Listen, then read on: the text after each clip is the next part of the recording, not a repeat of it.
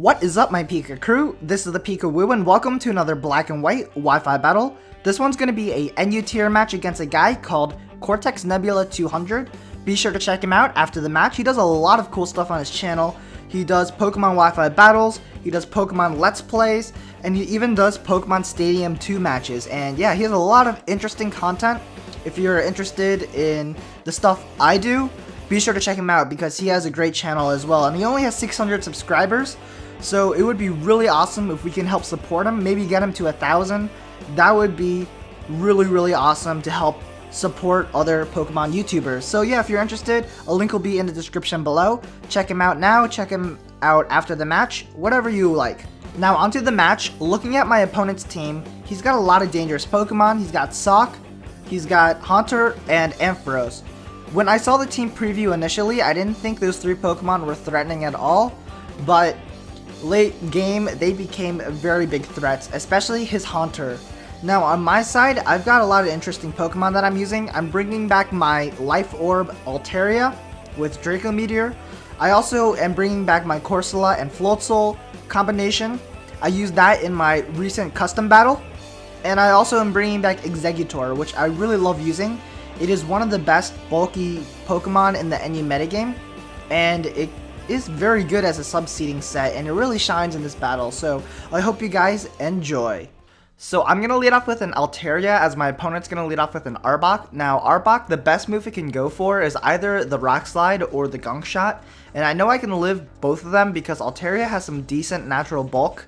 So he is going to go ahead and go for the Gunk Shot, and that is going to do a good amount of damage, but I know I can retaliate back and fire off a Draco Meteor, and his team does not appreciate Draco Meteor at all, so even if he switches out, he really has nothing to take a Draco Meteor. He doesn't have a resist, he has no steel types, so he's just going to let the Arbok take it, and it's going to get taken down in one shot. Now he's going to bring in the Ampharos, and most Ampharos I see in the NU metagame, they are generally bulky, specially defensive support sets with Cotton Guard and Heal Bell, but I'm actually anticipating him to not go for the Hidden Power Ice here because it's way too predictable. I'm most likely going to switch out, so that's why I stay in to go for the rest. But he actually instead goes for the Thunderbolt, and he reveals that he's not a support set, he's actually an offensive Life Orb set. So I'm actually really scared. I don't have a good counter, and the best Pokemon to take the hit is going to be my Lickilicky because I am relatively specially defensive. Even though I am an offensive Lickilicky, I do carry a lot of special defensive EVs, and I also carry a lot of speed EVs. So what my plan here is to take a hit, hopefully outspeed and set up a substitute, and then keep setting up substitutes so that he would lose HP from Life Orb Recoil, and then I can take him out with a Body Slam. But unfortunately it doesn't work for me because I can't set up a substitute as he outspeeds me, which is really unique, carrying max speed, max special attack, because Ampharos has low speed. So if it were to be an offensive set, usually most people would use max HP and max special attack. So in this situation it really helped him out, and he's going to take down my Lickilicky. But after he takes down my Lickilicky, I can just revenge kill with my Altaria. I have a Life Orb Draco Meteor. It is easily going to take him out. So now that his Ampharos is taken down, he can bring in his Haunter.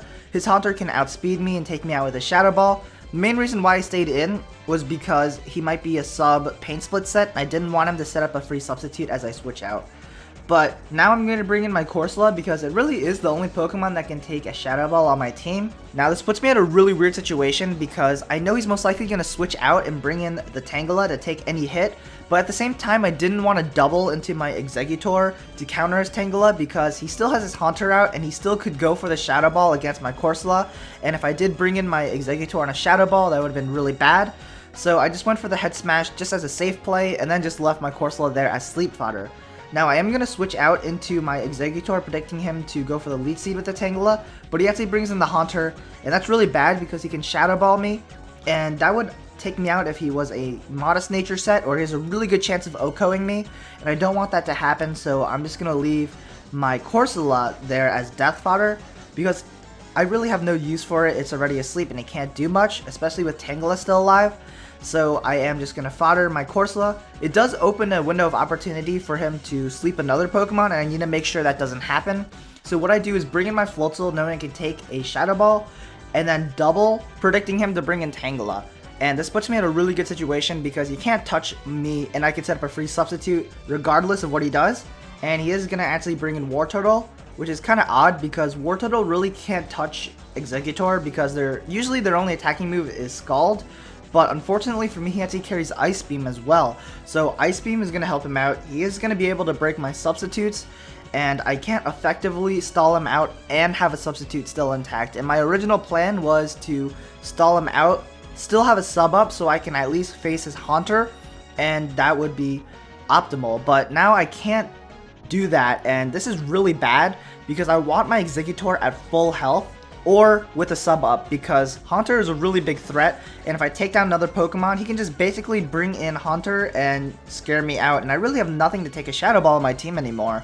So what I need to do is try to get this Exeggutor up to as full as possible, because I know if he is a timid set, then I should be able to live at least one Shadow Ball, and if he is a modest set, I have like a good chance of living a Shadow Ball if I am at full health. So what my plan here is just figure out a way to get to full health, try to use Substitute and Protect and my Citrus Berry to my benefit, and just try to get to full before this War Turtle dies. So this is why I am going to go for the Protect here, and it almost brings me up to full, and I have to go for one more Protect, and if I do hit it, it is a 50% chance I am going to be basically at full, and that would be really good. But unfortunately for me, I fail. He is going to pull off an Ice Beam, and I'm not at full, and I'm not even close to full, and this is not good.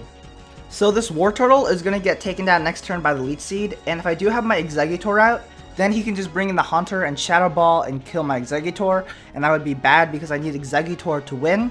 So what I do decide is actually bring in my Floatzel on the Ice Beam, let Leech Seed take him out, and then with my Floatzel out, hopefully bait in the Tangela to come in. And even if he does bring in the Haunter, I know I can live a Shadow Ball and just take him out with a Waterfall. But he actually carries the Thunderbolt. But because he outspeeds me, that reveals that he is a Choice Scarf set, and he is locked into Thunderbolt. And this opens an opportunity for me to basically set up all over his face with my Exeggutor, because he really can't break my substitute with the resisted Thunderbolt, and I can basically set up a sub and he can't break it, and that's bad for him. So at this point, with a sub up, I can pretty much take down any Pokemon on his team. And yeah, if he brings in the Sokka's Death Fodder, then that's going to get taken out. If he brings in Tangela, that's going to die. But he's going to decide to stay in, hopefully break my substitute. But it doesn't work out for him, and I am going to be able to Psychic and take down his Haunter. That was really a odd play on my opponent's part, because he really shouldn't have brought in the Haunter to lock himself into Thunderbolt. He should have just brought in the Tangela and put something asleep. He would have been in a much better situation, but because he chose to lock himself into Thunderbolt, I can get a free sub up, and I can just basically wreck his entire team with Exeggutor, because with Haunter down, he has no counters against Exeggutor. And yeah, that basically is it. Exeggutor is just going to be an absolute monster, be able to take down the Sock, be able to take down the Tangela, since Tangela can't really touch me. And that is going to be the match. So I hope you guys enjoyed the battle. If you guys did, feel free to leave a like, a favorite, and a comment. And if you haven't subscribed already, feel free to join the Pika crew by subscribing. And this is ThePikaWu. Thank you for watching my battle, and stay tuned for the comment question of the day. I'll see you guys later.